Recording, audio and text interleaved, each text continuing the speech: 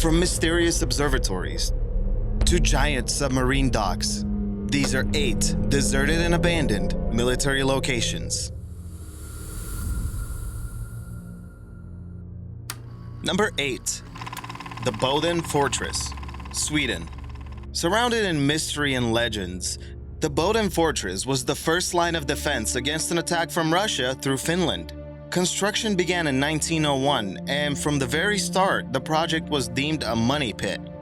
But Sweden persevered. The fortress was massive in size and had quite a few turrets and soldiers protecting it. Considering Sweden has remained neutral in wars since 1816, the fortress was never under any real danger, but it was a nice addition to the overall protection of the country, just in case someone did decide to attack. What's interesting is the amount of hush-hush that surrounds this place. Considering there was no recon planes back then, except for stuff that looked like this, everyone wanted to know what the fortress was all about. But the project was treated as top secret. Thus, many conspiracies were formed. It was believed that the turrets could reach mainland Finland, or that the base was actually the most expensive military project Sweden was ever involved in. Now, don't get me wrong, I'm not saying that the Bowden Fortress wasn't a bunker built to hide away alien aircraft and the Holy Grail, but I don't know. All things considered, the Bowden Fortress had a long and impactful lifespan. The last fort was decommissioned in 1998, and the location became a National Historic Site. And yeah, you can visit the fortress on a guided tour. Also, shout out to Don for suggesting Bowden Fortress. If you have any great suggestions, don't be afraid to comment below and share your thoughts with me. Number 7. The Maginot Line, France. In the 1930s, the French really didn't want another German invasion on their hands. So they decided to build a giant fortification that would protect all of France from a straight-on German invasion. Did it work? Sure, in theory. It was a great line of defense against the straight-on attack from Germany, be it from ground or air. In reality, however, the Germans decided to blitzkrieg their way into the Netherlands and Belgium. The British and French armies tried to create a defensive front that the line did not cover, but due to a weak point in the treacherous Ardennes mountain region, the armies were separated by German forces. The Allied armies to the north headed to Dunkirk for evacuation. And to learn more about this insane period of military history, go watch Dunkirk. I hear it's a great movie. After the war, the Maginot Line was used in a limited fashion. Some parts were abandoned, some were still used for military operations, and other parts were sold to citizens to do with as they wish. Number 6. Fort Ord, California. Here's a change in scenery. The US government purchased a lot of land in the Monterey Bay area of California to be used as an artillery training field. By the time military construction was finished, the armistice for World War I was already signed, so the future of the land was on shaky grounds. The area became known as Camp Ord. As fears of World War II reaching the coasts of the US grew, the camp was revamped and expanded. In 1941, the camp became a fort. Since then, the location was used extensively by the US military. That lasted until 1994. A lot has changed since then, and even though there are still many abandoned buildings, the fort has been deemed a national monument. And a lot of the land has been developed, especially for tourism. Number 5. St. Nazaire U-boat Base, France.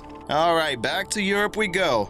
St. Nazaire has had a long and important history as a harbor town. The town can also boast about its shipbuilding feats, like the SS Normandy, the fastest turboelectric propelled passenger ship, that's a mouthful, that was ever built, and MS Harmony of the Seas, the largest passenger ship on the planet. The Nazis didn't waste a lot of time when they got to St. Nazaire. By 1942, they had built multiple U-boat pens that were strong enough to survive an aerial attack. These are some pictures of the construction period of the U-boat base. It actually survived the war, and until 1994, it was kind of off limits to anyone. Nowadays, this location is open to the public, so check it out if you got time, or if you're in St. Nazaire. Number 4. Fort Point, California. let's quickly go back to California because we forgot to talk about Fort Point in San Francisco. This place is cool and old. The fort was finished in 1861, weeks before the start of the American Civil War. Thankfully, the action never got close to San Francisco. Though, it was in the plans. The Css Shenandoah, the most dangerous Confederate vessel, was going to attack the San Francisco Bay, but the captain found out the war was over before he reached it. Faith. A little more about the Shenandoah because it's an interesting story and a cool ship. The ship actually fired the last shot of the Civil War, circumnavigated the globe, evaded the Union Navy for 27,000 miles, sunk 38 ships, captured over 1,000 prisoners, and finally surrendered in Liverpool, England, some 6 months after the end of the war. And back to Fort Point. The place outlived its usefulness, and it was deserted. The plans for the Golden Gate Bridge were actually changed by its architect, just so the fort wouldn't have to be demolished. Cool guy. It later became a national monument, and now it proudly guards the San Francisco Bay, just without any guns or soldiers. Also, you could check it out in GTA San Andreas. Number 3. Vienna Flak Towers, Austria. What do you do when you got Allied air forces bombing your cities? You build some of these insane towers. These were just massive slabs of reinforced concrete and anti-aircraft guns. They also had room for civilians to hide in during air raids. The main flak towers were built in cities like Berlin, Hamburg, and Vienna, with smaller towers scattered around Europe as a whole. It was said that these towers were invulnerable, and it took only 3 to protect the center of Berlin from total destruction, for a while anyways. They were one of the last lines of defense, and while the Red Army was taking over Berlin, some 30,000 people were hiding inside one of the flak towers. When the war was over, everyone looked at these towers and collectively said, "What now?" Since it would have been extremely expensive and time-intensive to take them down, most flak towers were repurposed. Number 2. Tamir Station, Ukraine. Damn, was it hard to find information on this. I first found photos of the station rather than information, to be honest. To quote the stock photo description, Tamir is a super secret army station early warning aircraft missiles. I think they missed a couple words there. I found it on Google Maps though. The Tamir station was part of the Soviet air defense, and after the fall and collapse of the Soviet Union, it was abandoned, but not destroyed. It looks like nowadays, the station is a prime location for grazing. It reminds me of the present the USA left Germany, the Teufelsberg listening station as they call it. Some people might say it looks like, Number 1. The White Elephant, Ukraine. Built far away from any curious onlookers, this astronomical and meteorological observatory was dubbed the White Elephant. Maybe because it looks like this in winter months, or maybe because the maintenance and operation costs were astronomical. It was built by the Polish, in land that belongs to Ukraine today. Weird how that works.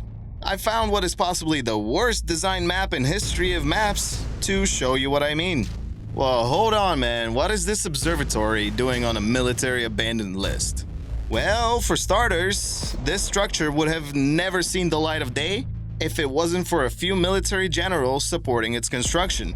And then we have the matter of the Nazi Army and Red Army occupation in the midst of World War II. It was an important observatory to hold on to, what can I say?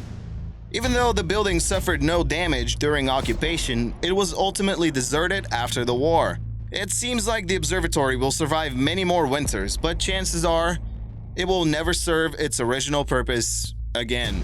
Check out the featured comment below, subscribe for more World and Earth, and I'll see you in the next video.